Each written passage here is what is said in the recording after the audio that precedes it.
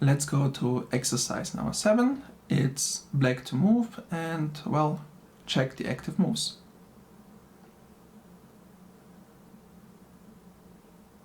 So the solution is, well, we start obviously with checks, and there are many checks with the queen, but most of them don't have deeper meaning or reasoning, so we can all avoid them even though they are checks. But the most interesting ones, since you have to see all of them, are the ones that attack the king and the knight simultaneously, namely queen to h4 and queen to f5.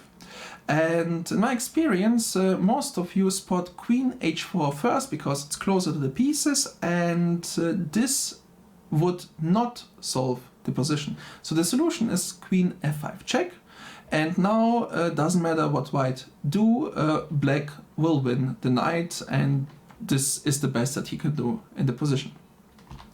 Instead, if you would start with queen h4 check, maybe even thinking that you attack 4 pieces at the same time, that doesn't give you any benefit because white can play a knight to g3, so defending both pieces at the same time. And if you would actually get to this position and think about at least gaining a pawn, that would actually lose you the game because of rook to h1, which, well, traps your queen. But let's go to the next positions. These are from the white side, so we have to switch a bit. Well, it's white to move. So again, checking all the active moves is checks. Queen to b8 is a check. This is a check, this is a check. Even though queen b8 and knight b6 check are terrible checks, it doesn't mean that you shouldn't see them, because sometimes there might be a 1 in 100 situation where this is actually the best move. But right now they're obviously not, and knight c7 is the interesting check that we have, well, to calculate. So knight c7 check, black moves the king maybe to b7, and then it's white to move.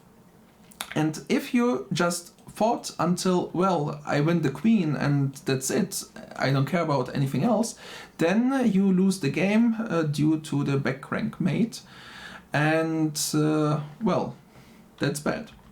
Instead, obviously this is an interesting choice and usually will win you the game, but in this case it's much better and simpler just to take the rook, just so you don't get mated.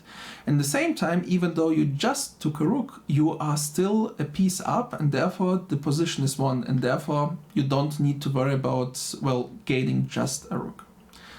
Next position, position number 9. Go ahead. So, the solution. This is a tricky exercise that some of my students fell into.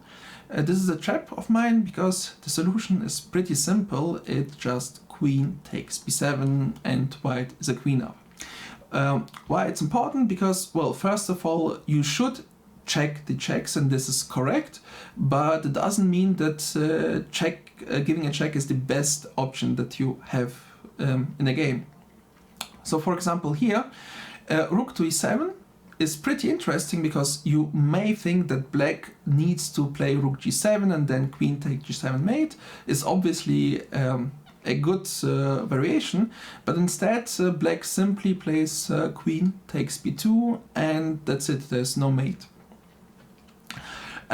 Sometimes some of my students thought about rook to b5 check, since it's also a check, but that was the trap of this single well, task that I created myself. Since here, even though you do indeed win the queen, you will lose it one move afterwards, and in the end it's just a simple draw.